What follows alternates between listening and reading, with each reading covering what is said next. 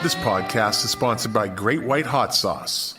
It's a small batch, handmade hot sauce made specially for you. So if you like hot sauce, you'll love Great White Hot Sauce. It's the hot sauce that bites back. Find it at www.trygreatwhite.com. Did you know that the great guitarist from ZZ Top, Billy Gibbons, actually has a guitar made from a wooden beam taken from the old home of Muddy Waters? Actually has two of them. Well, if you didn't know, now you know. And on this episode, more freestyle, more mixtape talk. Enjoy the show. 5, 4, 3, 2, 1, 0. All engine running. Liftoff. We have a liftoff.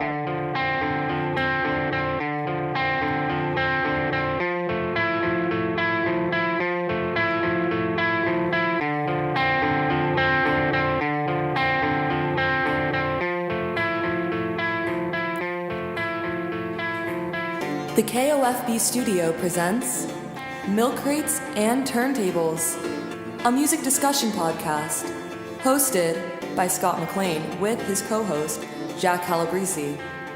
Now, let's talk music. Enjoy the show.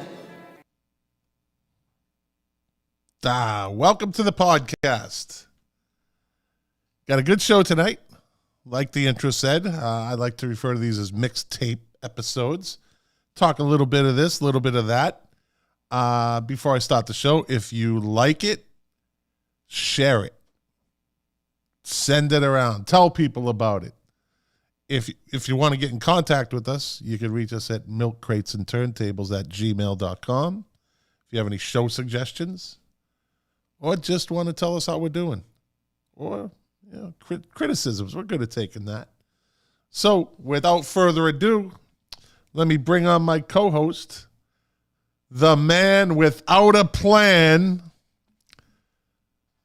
the yoga king, the Jack Calabrese. Hey! How are you? How's it going, man? Going good, man. How are you?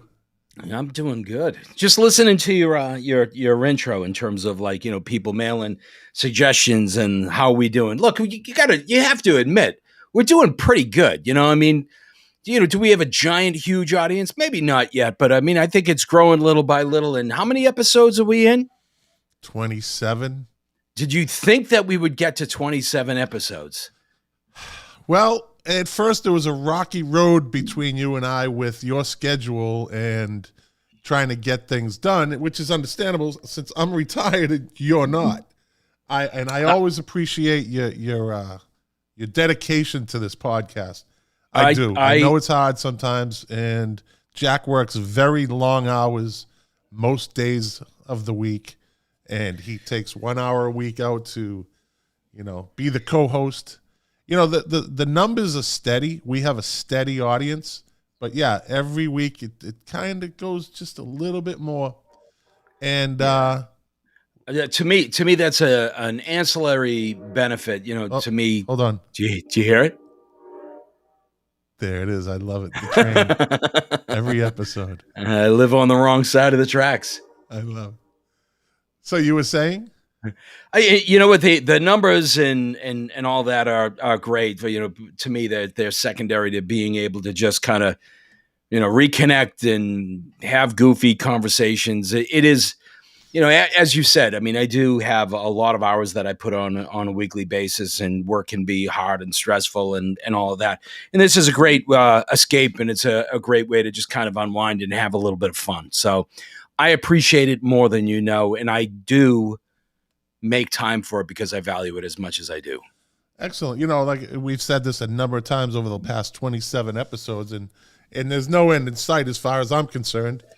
Absolutely not. We've taken the same discussions that we've had, over the years, whether we were younger.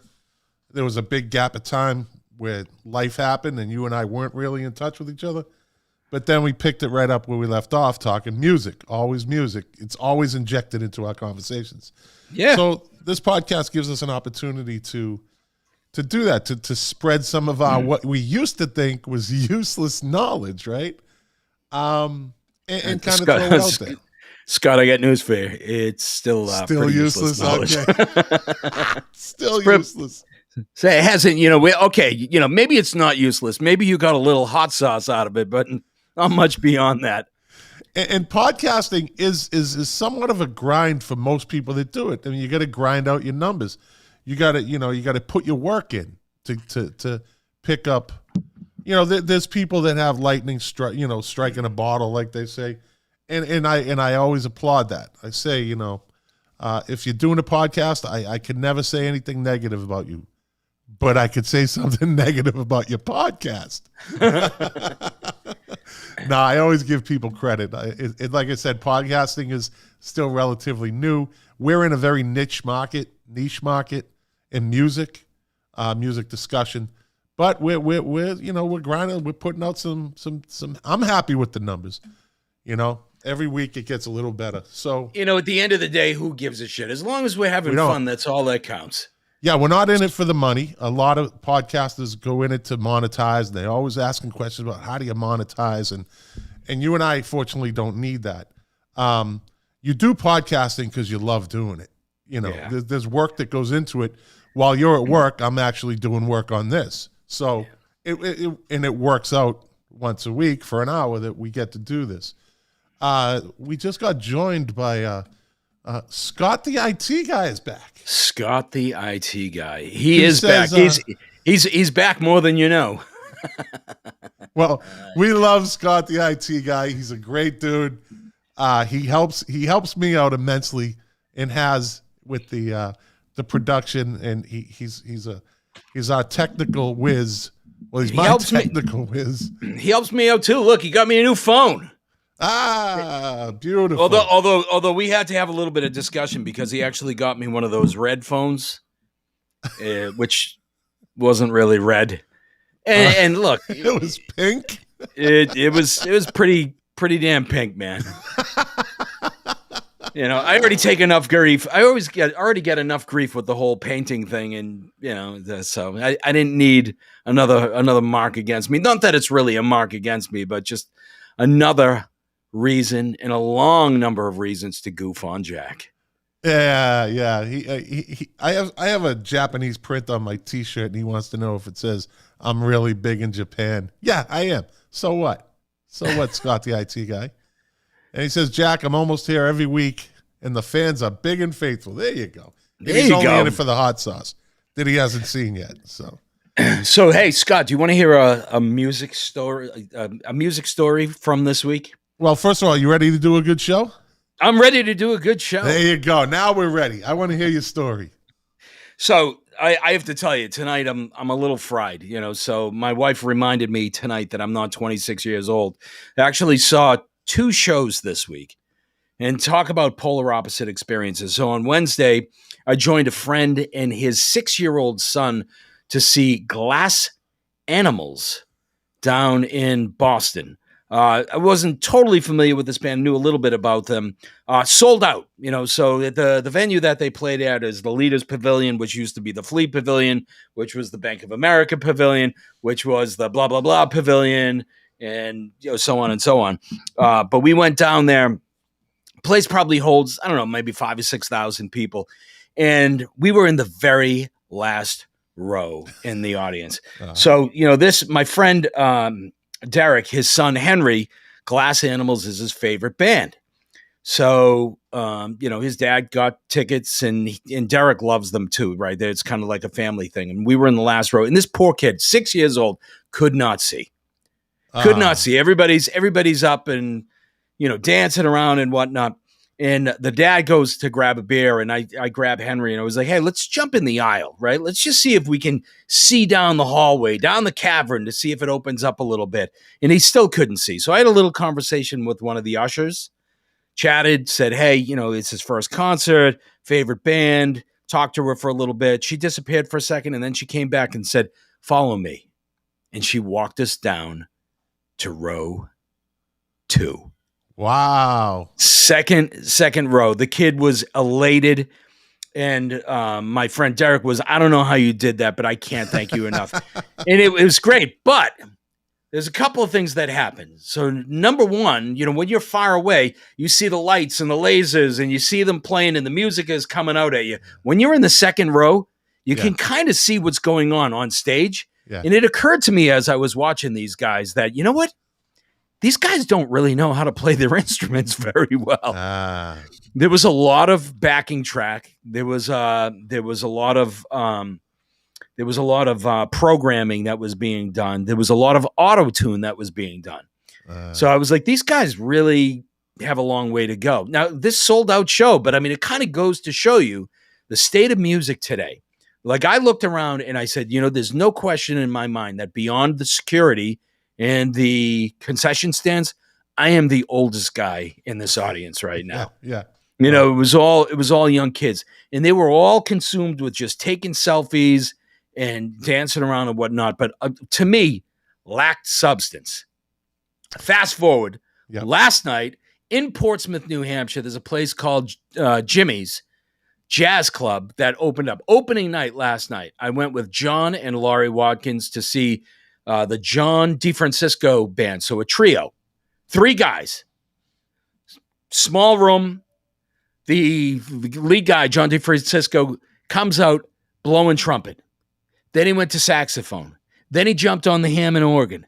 Then he was scatting jazz-wise. Meanwhile, his other keyboard player was playing guitar. He was playing bass, and the drummer was just wailing away. These guys didn't need lasers. They didn't need lights. They didn't need microphones. They were going crazy, and the musicianship was unbelievable. And just as a fun fact, I looked around, and I was like, ooh, I think I'm the youngest guy in this room right now. Yeah. But it just goes to show you, I mean, just kind of like polar opposites. Old style jazz, it's all about the craft. It's all about kind of knowing how to play, right? And how to improvise. And this other thing was this choreographed, thin facade. There's a group out there called Milo Green, and that's one of the unique things about them. They're they're a rock band, right? There's 4 of them, I think, and every one of them knows how to play the other one's instrument. So they can switch at any time, and they all sing. It's pretty interesting. You don't usually see that dynamic in a band, But and they're not that bad. They're really not that bad.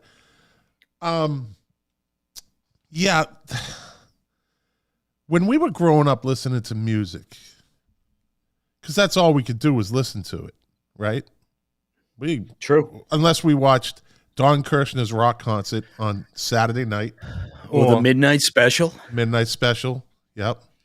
With Wolfman Jack, right? So we were kind of learned listeners because we had to read about these bands. We had to, anything we could get our hands on, Cream Magazine, 16 or whatever, Circus, Rolling Stone. Yeah, Rolling Stone as we got a little older. Heavy metal. There was a number of magazines or publications, and we learned about these bands that way. Now, how much of it was hype was probably 70% of it because, that stuff sells, But we were educated listeners. Yeah, I see your guitar. I'm just using it's a prop, man. It's a prop. That's okay. It's your safety net. It's your blankie. It's my Linus blankie. Yes. So we grew up learning about our music, and being cerebral with our music, with reading lyrics, and that's how that's how we learn the lyrics to songs most of the time. Sitting in the beanbag chair, headphones on, staring at the album cover, reading the back, taking out the sleeve, reading the lyrics. Yeah, it was a thing. Today, these kids, nope, they are not educated listeners. No, like a lot of things in our world today, music is somewhat disposable. We used to cherish our music, take care of our records. And when I say cherish our records, people did it in different ways. Some people were crazy, careful with their records and put them in plastic, and other people like to draw on them and like to write their name on them or whatnot. Everybody loved them in different ways, but you're absolutely right. No MTV, no other outlets like that. You had to wait to hear a song on the radio, or you had to buy it on an album. Or if they came on Soul Train or American Bandstand. Yeah. But you learned about the band by reading the liner notes and reading the album covers, and you did it. It was active listening. You know what I mean? You were actually looking at that album cover while you were actually listening to the records. You were engaged. Yeah, you were absolutely engaged. And we would talk about these bands nonstop. I mean, I think my whole, I don't know, what was it, 7th grade in junior high school, when they used to call it junior high and not middle school, was dedicated to Kiss. I mean, I brought in the with Kiss Alive. I brought in the what do you call it? The insert. It was like, it had all their pictures. Like, I brought that to school, right? And we talked about these bands to each other. And it wasn't like today's, I don't like that song. Just hit a button, move on. Again, and I always say this, people. So I'm going to touch on what you just said. So my collection of vinyl, which I finally got used to saying the word vinyl, not albums, because it's the only way it gets related today. No, we didn't say vinyl when we were kids. We just said records. Our albums. It was either my records or my albums. So it's an assorted collection of collections. It's a collection of assorted collections from different people that, and I know you're always trying to jump to the head of my line. And every one of them is kind of different in how my really good friend who I was stationed with for years in the Air Force, he's out around Northern California, Todd Sockman, sent me his collection. And another guy, Robert Nekoronic, he sent me his collection. And they were impeccable. These albums were kept, and they were treated correctly, and they were put back, and they, no dents, no corners were damaged, right? Then I get something from somebody, in Boston, and it is like, say Richie Farino gave me his. Those records were used and somewhat abused. He loved them. Them. Yeah. You just threw them down on the floor like you didn't really, you didn't think they were going to be anything after, and especially after CDs came out, right? Yeah. When CDs came out, everyone abandoned their record collections. So they kind of sat, and some of these things I get, they have that smell, that basement smell, or the attic smell on them. Could be a little musty, could be a little moldy. Yeah. I think I had maybe a few of them that had a little mold on them, but they always, they found a new home, and they get treated correctly again. I'm nursing them back to health. But yeah, man, kids today, I don't think they're not as educated. They're not as engaged in their music as we were in ours. And by the way, what the hell were you expecting from a group called Glass Animals anyways? I mean, what were you expecting? Yeah, well, look, I'm not saying they were bad. I'm not saying that they take everything away. That you take away the background vocal and the this, that, and the all they're added on a scale of 1 to 10. What do you think they really were? Yeah, for me personally, they didn't rank very high. But you know what?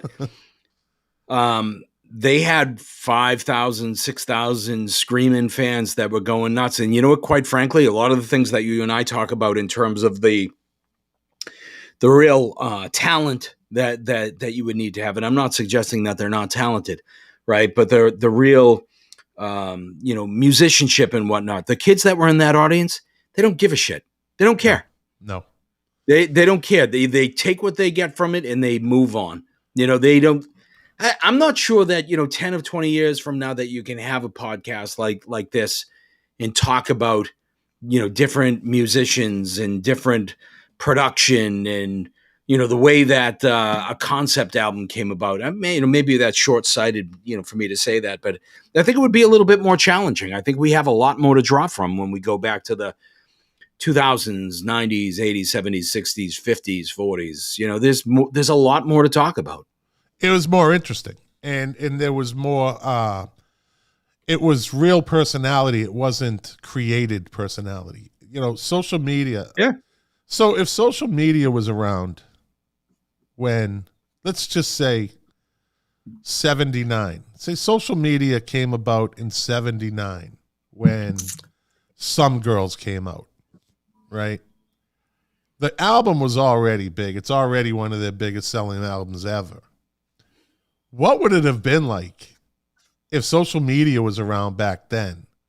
They would have gotten destroyed because of the copyright infringement, the album cover. Certainly. Well, they got hit on that to begin with. They knew that was coming too. They definitely knew that was coming. Great publicity. But with social media, it would have been amplified 100 times more. And that there was some controversy with that record beyond the album cover. There were a couple of lyrics, particularly in the song "Some Girls," that people would have gone crazy, over. I'm surprised that they haven't been, criticized and ostracized because of that lyric that they're wrote. Uncancelable. They are uneffing cancelable. You can't cancel the Rolling Stones. And if any song ever made had a chance at being canceled, it's the song "Some Girls." Oh yeah. That song would be the public enemy #1 to the cancel culture. Yeah. But you can't cancel the Rolling Stones. You can't, but do the Rolling Stones still have the same relevance for the younger group, younger people today? Did you see the story that was in the news today? So apparently Mick Jagger wandered into this kind of classic shithole bar, and I believe it was in North Carolina, ordered a beer, and there were people there that were actually going to see the Stones, and not one person noticed who he was. That's amazing. Yeah. Now, in all fairness, he had a baseball cap on. Okay. The place was a little dark, so. All right. I think there are other factors that come to play, but the media had a field day with this, that, somebody who is as iconic and legendary as Mick Jagger, one of the ultimate rock stars in his day, in any day, from my standpoint, was virtually unnoticed. If he had walked into the Littlest Bar, or Jimmy Maggs, or the Winthrop, Elks, he would have been swarmed back in the day. He never would have been able to get out and about like that. Well, even today, I mean, well, again, and so how many people came in immediate contact with them? #1, so the waitress, or the waiter, or the bartender, I would say it's because I don't stare at everybody that comes into a bar. Like I don't. Well. Being in law enforcement for 32 years, I look at everybody. I'm always looking, right? It's just part of the training. But normal people that have normal jobs, they don't stare at everybody that walks in a bar, especially if you're going before a show, and everyone's having a good time. And Mick Jagger's what? How old is he now? 70, 76 maybe, 77? He doesn't look like the Mick Jagger of 79. He's an old man. He looks more like the pictures of Steven Tyler, right? Oh my God, he looks like he should be on the Golden Girls. Yeah, you see these pictures of Steven Tyler, and you're like, whoa. I mean, it's like people wouldn't recognize him if he didn't want them to recognize him. Although he does have pretty distinguishable features. As does Mick Jagger, but if he's got a hat on and sunglasses, or the media just loves making shit up. And you are right. I think the media definitely kind of rode this story, thought it was an interesting thing. The bar was dark. He had a baseball cap on. It wasn't packed, right? So And So do you expect to see Mick Jagger walking into a bar? No. Yeah, and if you So go it's in the and best. Yeah, it's the best disguise is being out in the open, right? yeah, well, he came in not acting like Mick Jagger. Yeah, and he probably got, he had a driver who probably came up in a regular, whatever, like a Lincoln Town car or something, So maybe he didn't. Here's a question for you. What does Mick Jagger think about all this?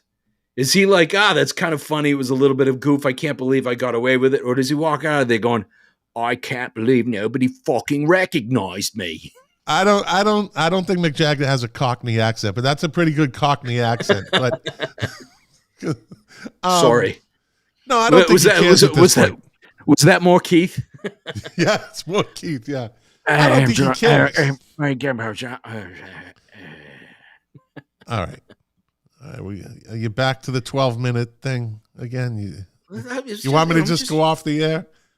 I'm just trying to improvise a little bit. Yeah. See, our man Perry Dietovich said Keith Keef Keith would have been noticed. Yeah, Keith Richards would be noticed. And I'm sure he'd have no problem telling Mick Jagger, I would be noticed. Yeah. So it's the unexpected. Would they have been noticed if they walked in together? Yeah. So I was in basic training in 1987. And then I went that was from May, June to July, right? It was 6 weeks. So whatever that. Then I went into the K9 training academy. And U2 was playing in Boston. This was 87, right? I had seen them prior to going in May. We saw the at the Worcester Centrum. What? You're shaking your head. They didn't play Boston in 87.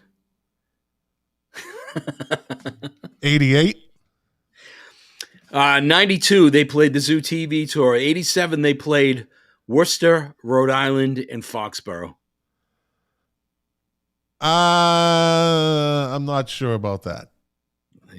Because the story I had was from my brother, and he was there when it happened. So, and I was supposed to fly home.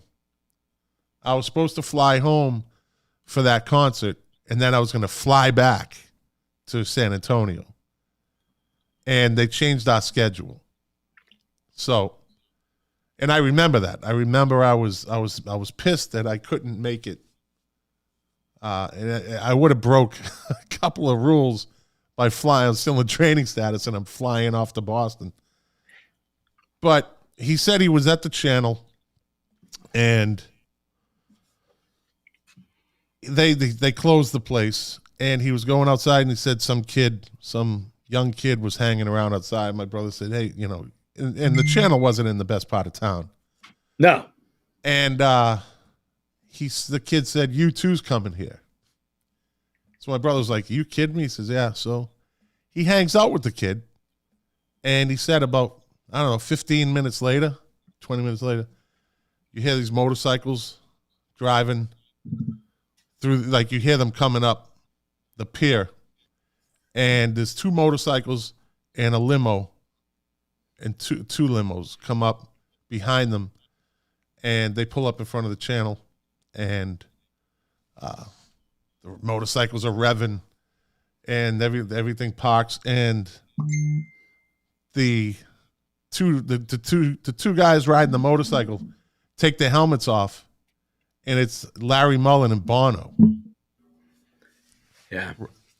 So it's you know what? Your timeline could absolutely be right. I mean, look at when they played. It was probably still the Joshua Tree tour. It was probably they probably came back. It very well could have. So what U2 used to do, and some other bands have done this as well, is they've used Boston as their hub, right? So they would camp out at the Four Seasons. Okay. And remember, Worcester is 50 minutes from Boston, right? Okay, Foxborough is. Yeah. So there's a very good chance that they may have been playing Foxborough, and then they came back to the channel. Lucky your brother, man. I would have loved to have been there. So he said to him, and my brother couldn't wait to tell me, because back then it was all phone calls and letters, because there was no, FaceTime and cell phones. And he told me that everyone kind of ran up to Bonham. There wasn't a lot of people hanging around. And he said to him, my brother said, hey, do you remember when you played Boston and you got on some kid's shoulders on stage? And Bono said, big, like he described, he goes, kind of a big kid? He goes, yeah. He goes, that was my brother. And Bono said, where is he? Is he here? And I wasn't there. That would have been cool. I wasn't there. I was in the damn Air Force. And I know my brother didn't make that up because he couldn't make that one up. Yeah. So I tell you, I bet you 40 years later, I bet you Bono still remembers that. I wouldn't doubt it. I wouldn't doubt it. It's not something that I'm sure happened a lot, you know. It was a spur of the moment thing. And it of course became it became its own legend amongst us. How many times do you think you've told that story? It's a great story. Well, it happened in what year was it? 83. 83. It was June of 83, Worcester Centrum. So it was almost 30 years ago, 28 years ago? Almost 40 years ago. I mean, 40 years ago? Yeah, 38 years ago. I have probably told that story at least twice a year. More at the beginning.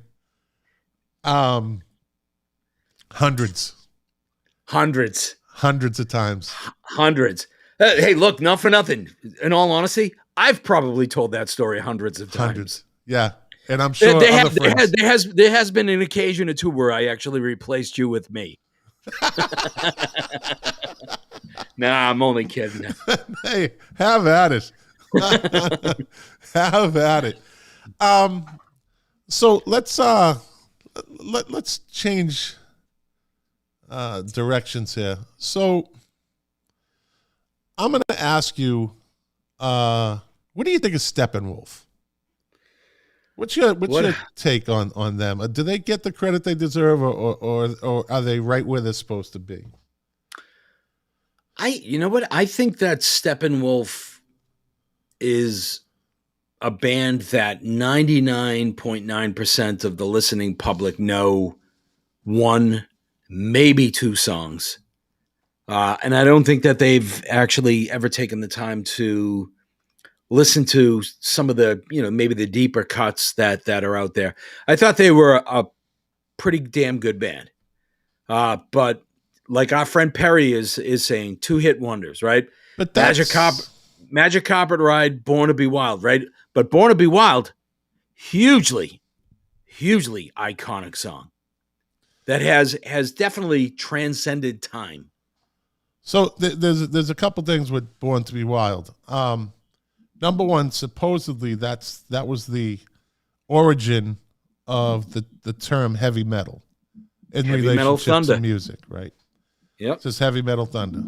So the story behind that, and I'm sure you know it, maybe you do, maybe you don't. The story behind that is, well, the song was written, then it was getting put on the album, and they had to put credits, writing credits. So the manager of the band was good friends with the keyboard player, because evidently these guys didn't write down like, Jagger and Richards. It was just like, here's the songs. The manager gave the writing credit to Born to Be Wild to the organ player. John Kay evidently didn't realize it at that time and didn't think much of it. But years later, that became a lawsuit, a big bone of contention. I mean, but to this day, that guy still has the writing credit for Born to Be Wild. And he's just the keyboard player. I've never really understood the way that songwriting credits actually happen. I think a lot of it is a bunch of bullshit. And I'll give you an example. And I think the one that you just provided is a perfect one, because John Kay was absolutely instrumental in that song. And the song would not have been what it was. He's the song, right? Yes. So let me give you another example. there's a documentary that's out there right now, and it's been out for a little bit, on Andy Summers of the Police. Right. And one of the bones of contention within that band is that the song Every Breath You Take. Yeah, I know where you're going. Yep. Andy Summers is the one that came up with that kind of, if you The want riff. to call it, an iconic riff, right? Yeah. That to a lot of people, that's the song. But that song is credited to Sting. Yep. Now, so what they say and the way they kind of skirt around it, and what I think is absolute bullshit, is that they give, Andy Summers credit for, helping arrange that song. He doesn't get it. He doesn't get songwriting credit. He doesn't get the monetary benefits of being a part of that. So even if you go back to the Beatles, all of the songs that the Beatles put out that were credited to Lennon and McCartney, you think about the stuff that, George Harrison came up with in terms of his guitar tone, his sound, some of the things that he experimented with, right? Some of the things that Ringo did. Those things aren't recognized. They don't get the monetary credit. Now, listen, most of those guys are doing pretty well and have done pretty well, and probably would not have done as well without the geniuses in the band.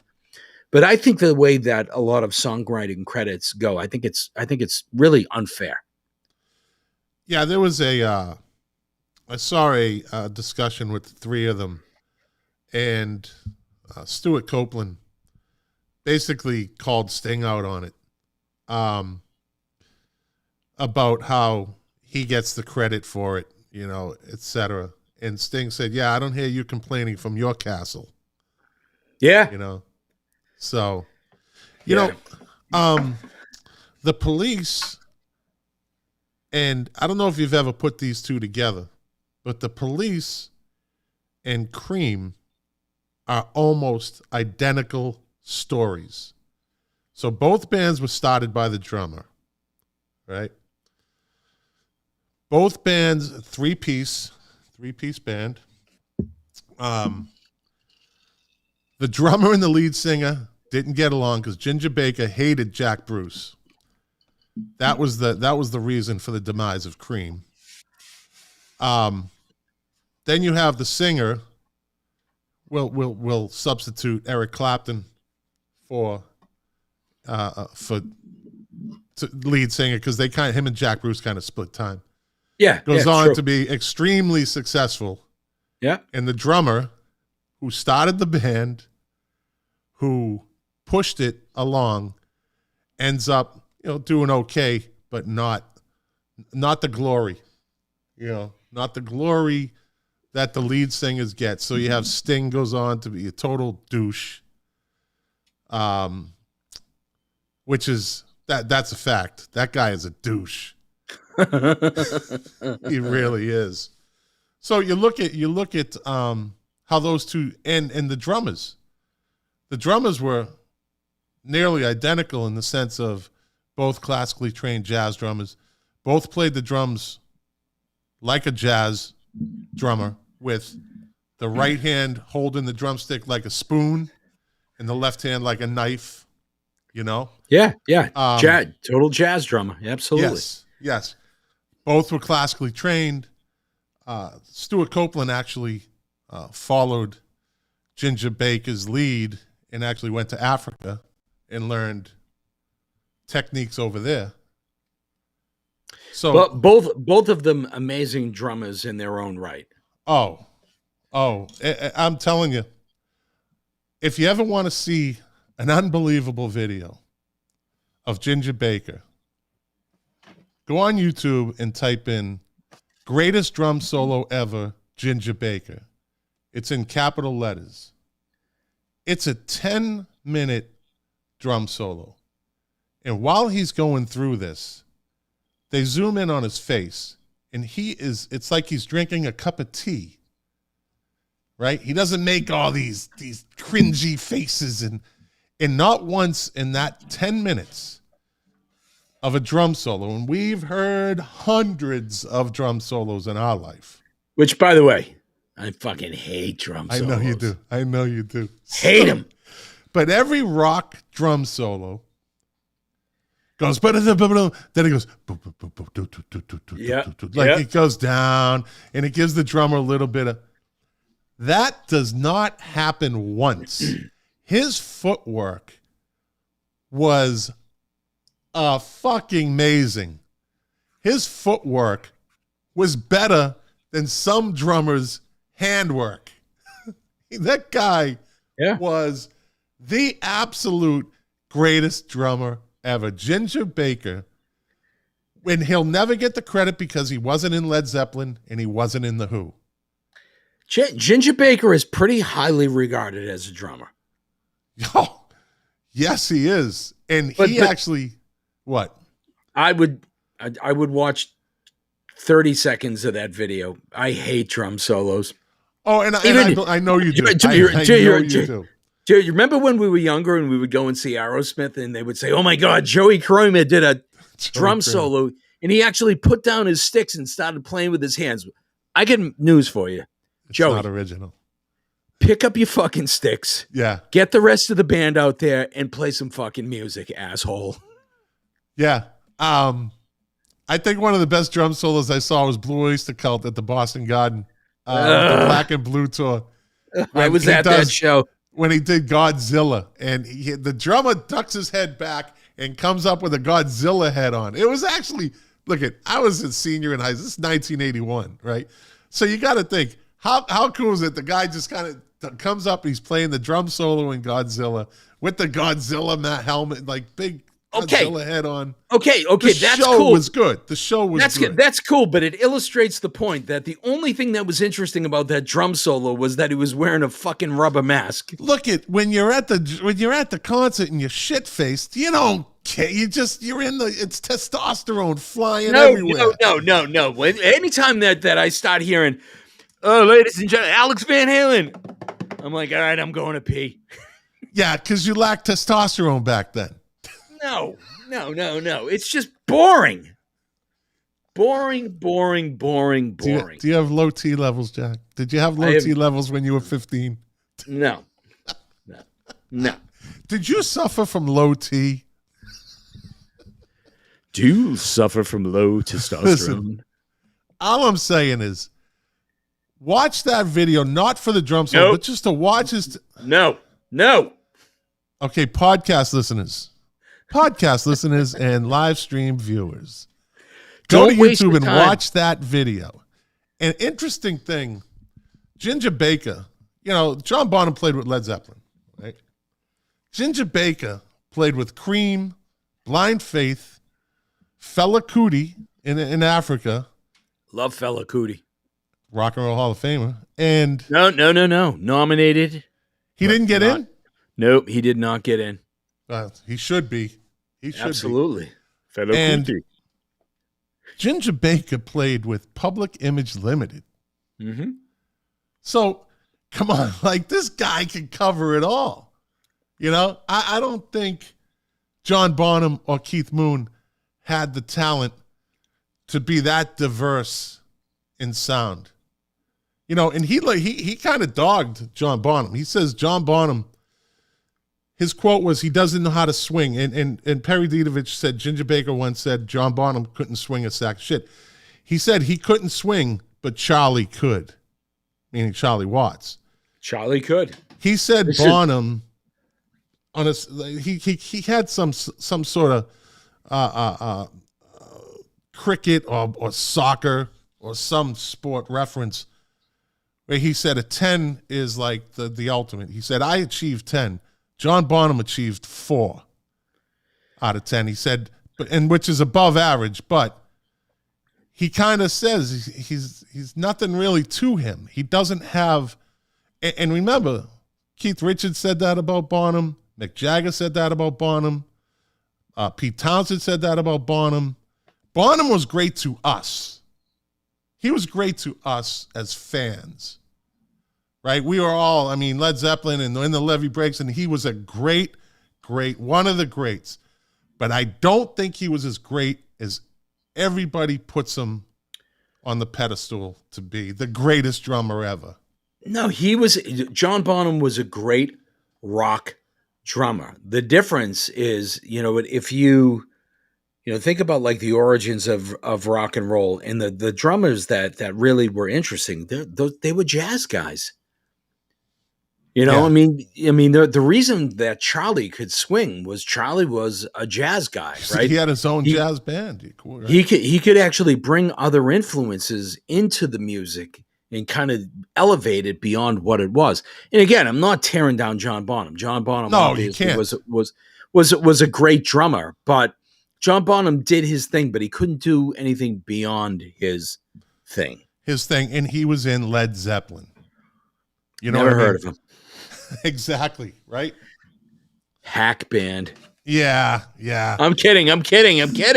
Oh, well, you did kind of, we can go back to the Led Zeppelin episode. You weren't really, you weren't 100% on them. I love Led Zeppelin, but there's, again, there's the whole plagiarism thing, which a lot of people did back in the day. And it wasn't really more about Led Zeppelin. It was about Jimmy Page, that I thought was a sloppy live player. Yeah, you gotta remember that there's a good part of that time that he was on, heroin. He was on the smack. He was on riding the the smack. White pony. He was on the horse. Look, even me shit. holding up my guitar, I would not be able to play this well if I was chasing the brown dragon. So that's white pony, as they say. That's the thing. My guitar is the thing that keeps me out of the abyss, out of the heroin smack addicted abyss. So let's switch to totally different topic. Unplugged, right? So Unplugged. There's a couple different stories on the origin of where MTV Unplugged came from. One of them I know. Huh? I think I know one of them. Which one? So I think at least they claim credit for it. I think it was the 1987 MTV Music Awards where John Bon Jovi and Richie Sambora did a version of Wanted Dead or Alive. And they do kind of claim credit for kind of starting the Unplugged craze, if you want to call it that. There was another story. I can't remember it offhand, but there was another same kind of scenario, another group. But so the pilot episode, and I think I've told you this, do you know who played the pilot episode of Unplugged? I don't think I know that. I know initially it was actually a hosted show. There was a guy by the name of Jules Shear who was a fool. Yeah, exactly. That hosted it. The one that I remember, there was kind of a dual episode. It was an early one, and it was an episode of it was Joe Satriani and Stevie Ray Vaughan, but I don't think that was the first one. No, the very first MTV Unplugged was done by, of all bands, Squeeze. Oh, I bet it was really good. So those guys can play. They showed up with their instruments, and the producer's like, "What are you doing?" They said, "We're going to play." They said, "This is Unplugged." This is, I think it was Jules Holland might have said it. Like, what the fuck is Unplugged? Like, they thought it was just the name of a show. They're like, it's acoustic. He says, I didn't bring in. I always forget the guitar player's name. Glenn Tilbrook. Glenn Tilbrook and Difford. Chris Difford. Chris Difford. So the producer's like, God damn it. He runs to his office and grabs an acoustic guitar and just hands it to either Tilbrook or Gifford. Probably Glenn Tilbrook. Yeah. And he's like, play your songs with this. So when you go back and watch that, going into that show, they had no idea that they were going to be doing this. And I was a Squeeze fan, right? So it was a great show. So I'm going to ask you, what are your top 5 Unplugged episodes? Okay. I know it's kind of off the top of your head, but no. I think I can do this in order, from 5 to 1. All right, 5 to 1. I would say that. And 1 to 5. No one here gets out alive. I had to say it. Oh, you're an idiot. I got you. Uh, Go on. Pearl Jam. Number 5, Pearl Jam. Pearl Jam's I thought was really good. Number 4, this one's going to surprise you, but I actually thought it was pretty good. Bryan Adams. I know.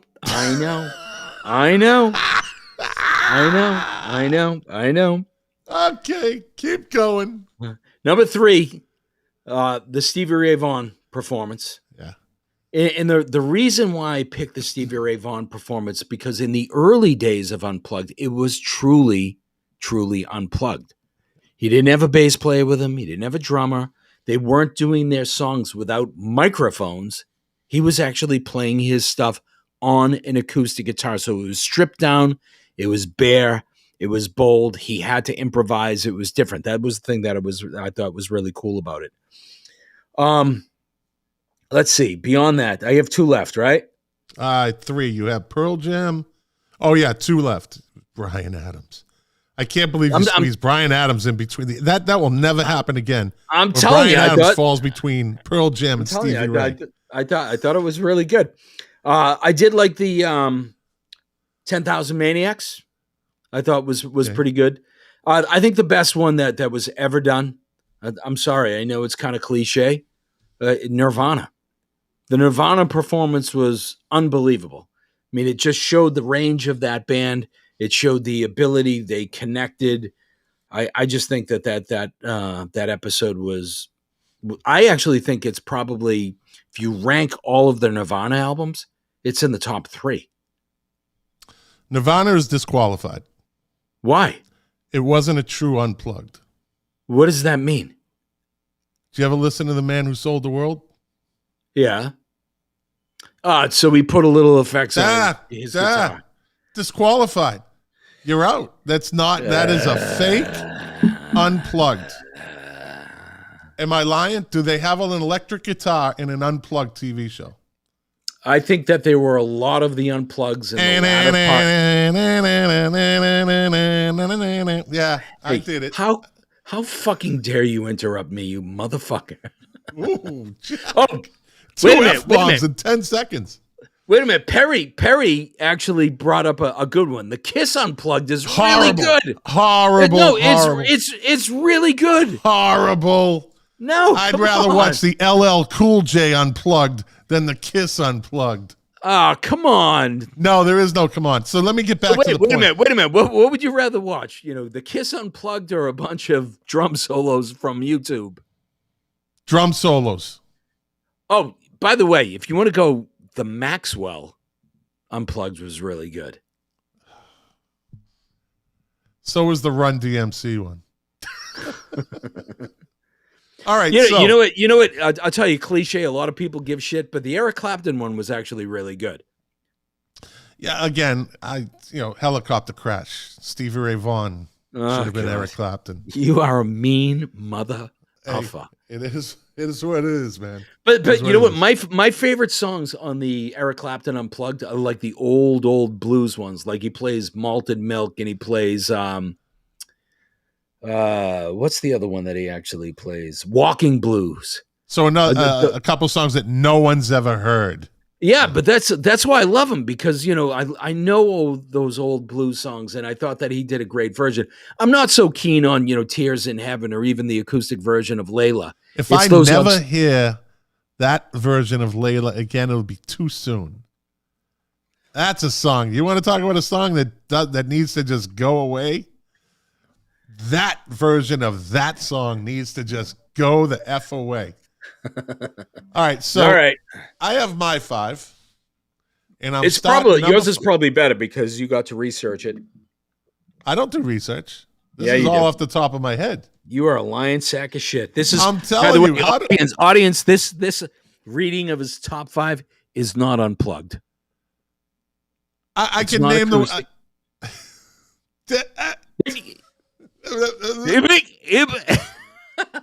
So number 5 would be Squeeze. It was a great unplugged, right? Number 4 would be 10,000 Maniacs was a very good unplugged. It still kind of stands the test of time too. That is still a good CD to this day. And Natalie Merchant had just one of those unique voices. Somebody said, a friend of mine, huh? I'm sorry. No, go ahead. Interrupt me in the middle of my list. Natalie Merchant. So my wife and I, the beautiful and lovely Deb. Are you hijacking my list? Okay. I'm not hijacking. All right, no. Go ahead, all I want to tell say the story. Is my wife. There are some singers that get under my wife's skin, and Natalie Merchant is one of them. Much to my dismay, she actually equates Natalie Merchant's voice to Marvin the Martian on the Warner Brothers cartoons. I claim this planet in the name of Mars. Isn't that wonderful? These are the days. I don't see it, but okay, I don't hear it.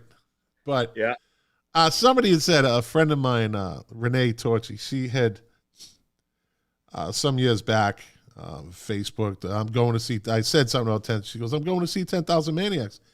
And I said, Natalie Merchant isn't with them anymore.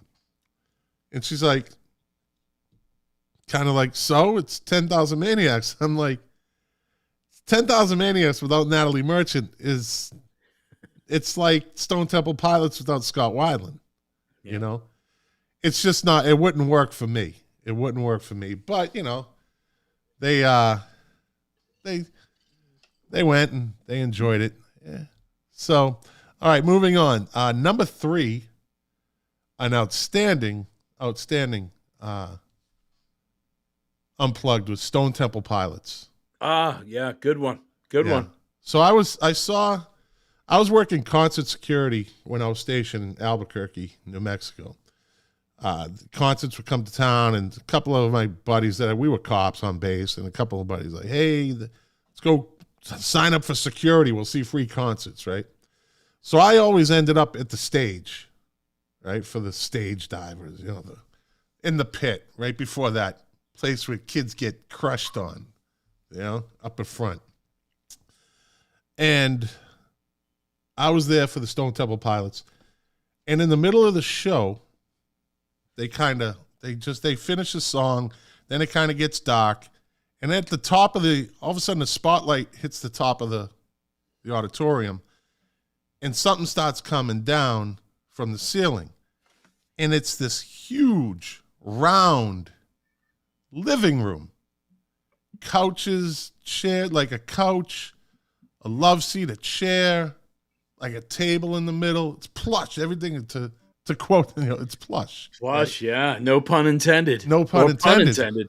So they all grabbed like a couple acoustic guitars, and Weiland sits in the chair, and they did like 4 or 5 acoustic songs on that like makeshift living room.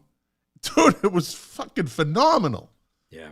It was fun. And then they kicked, you know, when the thing went up, and then they kicked it into full gear again. So that would be my number 3. So before you get to your number 2, I just need to make the comment that Stone Temple Pilots, dreadfully underrated band. Popular band. Aren't they though? Popular band, but they were so much better than people give credit for. Yeah. Scott Weiland was one of the great front men in rock and roll history. I've said that for decades. That guy, I saw him in that show, and he was all over the place. That guy was a true showman. He came out in a polyester suit, like a 70s with bell bottoms and like 6-inch, you know, platform shoes and a polyester jacket with the V-neck, you know, with the big polyester shirt. Like, and that was the whole show. He was all over that. And the guy could move. Like, he didn't move like Jagger. He had his own style. He had his own movement. I mean, the guy was just a true to life great frontman. And unfortunately, he died in a trailer. He was living in a trailer when he died. So how does that happen? Yeah. Drug addict. Right? Yep. So going down to number 2, Allison Chains is good one. That is an amazing. If you go song for song, between Allison Chains Unplugged and I'll give you Nirvana, Allison Chains is a better Unplugged, song for song. Go back and listen to it. It is. No, it is. Look, I can't argue with you. I totally forgot about that one, and it should have come up because that, and again, it's funny that you actually kind of dovetailed Stone Temple Pilots and Alice in Chains because almost the same story. I mean, such a tragic, Lane Staley. sad with Lane Staley. I mean, such a brilliant band, and yet again, another band that was dreadfully underrated. I mean, not that they weren't popular; they were very, very popular. But that band was. They were always number 3. They were always ferocious. number 3. Yeah, Pearl Jam, Nirvana. Actually, maybe even number Alice 4. Soundgarden. Maybe even number 4. Yeah. I think they were more popular than Soundgarden. I don't think so. Nope. Again, hey, listen, I'm with you. They could flip-flop those two also. Absolutely. I think I used to say that Alice in Chains was the 90s version of Black Sabbath. Alice in Chains? You just kind of had that dark undertone. I would probably compare Soundgarden more, but hey, listen, however you perceive it, that's I can't argue with that. You can't argue with that. All right, now I'm going to fucking argue it because that's a stupid comment made by a stupid person. Stupid. You know who's stupid? Not me, you. You're stupid. No, you're stupid. You're a giant stupid head. You're stupid in music. Music, stupid guy. All right, and my number one, and this was an electric, only in the sense of watching it and just being totally entertained from start to finish. Pearl Jam. That Unplugged is great. Eddie Vedder is intense, like absolutely intense. Yep. There was no coolness. Like he was, you could see it on his face, his body language. Him sitting in that stool was like he was a caged tiger in a sense.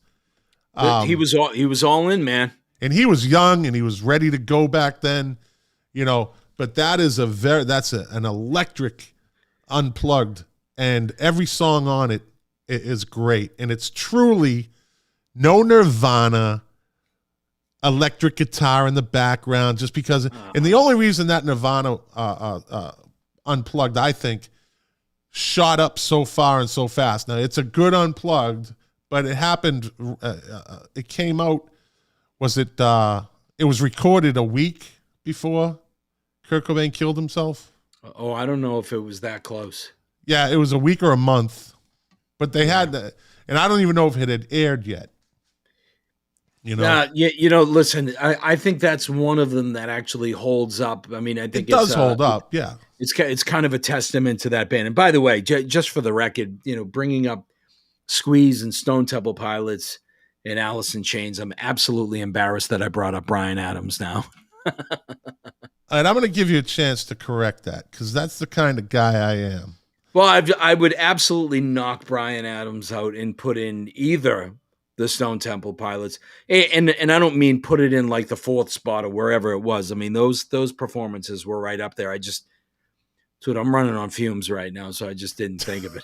All right, so listen, we're going to get to we're over an hour, so let's get to This Day in Music. So this is being recorded. Let's say October 1st. It's This Day in Music. October 1st, right? 1956. After a test audience gave a negative reaction to Elvis Presley dying at the end of the film Love Me Tender, the King was called back to reshoot the scene in the new ending, A Hero Lived. All right. On this day in 1965, Bob Dylan appeared at Carnegie Hall in New York City. He introduced his new touring band on this tour, made up of guitarist Robbie Robertson, organist Garth Hudson, bassist Rick Danko, pianist Richard Manuel, and drummer Lee Von Helm. Great voice. Great voice. They will become known as simply the band. On this day in 1966, Jimi Hendrix appeared live for his first time in the UK when he jammed with Cream at their gig at the London Polytechnic. Hendrix made his official UK live debut a month later on Friday, 25th November. On Friday, November 25th, 1966, when the Jimi Hendrix Experience appeared at the Bag O' Nails Club in London, Ginger Baker said Jimi Hendrix was good, but Eric Clapton was better. And this day in 1967, Rolling Stones. The thieves broke into Mick Jagger's London flat in England and stole jewelry and furs belonging to his then girlfriend, Marianne Faithfull. Good man. On this day in 1970, Jimi Hendrix was buried at the Greenwood Cemetery at the Dunlop Baptist Church in Seattle. Among the mourners, Miles Davis, Eric Burden, great voice, Johnny Winter, and members of Derek and the Dominoes. On this day in 1977, Elton John became the first musician to be honored into New York City's Madison Square Garden Hall of Fame. On this day in 1982, John Cougar went to number 1 on both the U.S. album and singles chart with the album Scarecrow. American Fool. That's what 82. I meant. You are tired. I am and tired. The single Jack and Diane. On this day, I'm going to give you a pass on that one. I wasn't listening. I'm You're sorry. falling asleep on your guitar. No, I'm not. buddy. I'm not. 3 more minutes. Give me 3 more minutes, and you're not doing the second live stream. I know wait, that. Wait a minute. You sound like me talking to Deb. Come on, give me 3 more minutes. Okay. By the way, just for the record, in case you were waiting for it, there will probably be no Glass Animals Unplugged. On this day in 1983, David Bowie World Convention was held at the Cunard Hotel in London. The event had the largest collection of Bowie merchandise ever assembled. Lots of people walking around in red wigs, I'm sure. In the creepy department, in the absolutely fucking creepiness department, on this day in 1994, the Daily Mirror in the UK printed a photo of Michael Jackson in a Scoutmaster's uniform along with 5 young Boy Scouts. Ugh. A Boy Scouts leader later made a statement saying that Jackson had no association with the organization. Creepy. Little did they know. By the way, but because you actually mentioned him, actually the Bob Dylan Unplugged is actually pretty good. Anyways, I'd rather watch Bryan Adams. Hey, the guy's a legend. Okay. And on this day in 2004, Canadian bassist Bruce Palmer died of a heart attack. He was a member of the Minor Birds in the Buffalo Springfield. He also worked with Crosby, Stills, Nash & Young and Neil Young. Yes, he did.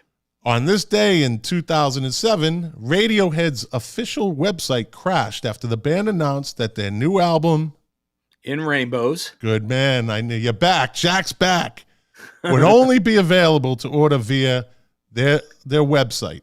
Fans could pre-order the download at any price they chose or pay £40, which is like $80, for a disc box, which included 2 CDs, 2 records, plus artwork and booklets.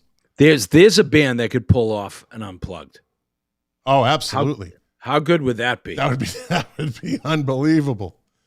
Okay, and finally, on this day in 2015, this is interesting. On this day in 2015, an original tape of the Beatles performing at the Cavern Club in Liverpool in 1962 was found after 50 years in a desk drawer. It was in somebody's desk drawer. It featured the Fab Four playing Some Other Guy in September 1962. 4 weeks before their debut single came out, it was recorded after the group were filmed for Granada TV's Know the North, but was never broadcast. Interesting. That's unbelievable. Sitting in somebody's drawer. Oh, Jesus. And as far as who was born on this day, no one of any interest. So, with that, Scott the IT guy who says, first of all, Jack's nickname should be the conductor because he spent so much time derailing the conversation.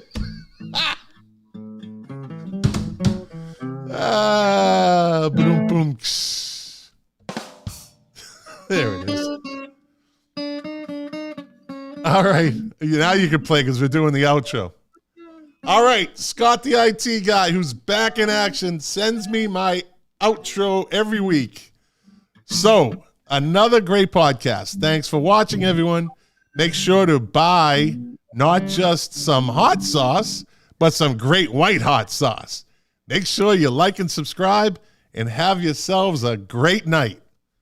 Jackie boy, I am relieving you of duty. I know you're tired. You won't be doing my next live stream at 9:00. Yes, I will. I'm staying, goddammit. Oh, that's my boy. That's my boy. I'm a busy guy doing all my live streams. So, all right, everybody. Thanks for watching. Thanks for listening, you podcast listeners. We truly appreciate you. You are the engine that moves this vehicle. Without you, we'd be dead in the water. So if you like the podcast, share it. Tell your friends about it. And let's see. I can never leave on time. Fix your title, too. What's wrong with my title? What is he talking about? Scott the IT guy, we could have went out on a good note. Scott the IT guy has to ruin it. He's an asshole. Fuck What's him. my title? It says Milk Crates and Turntables Podcast. Unless he wants us to change the name of the show. All right, on that note, we'll talk. We'll see you guys next episode. Thanks for listening.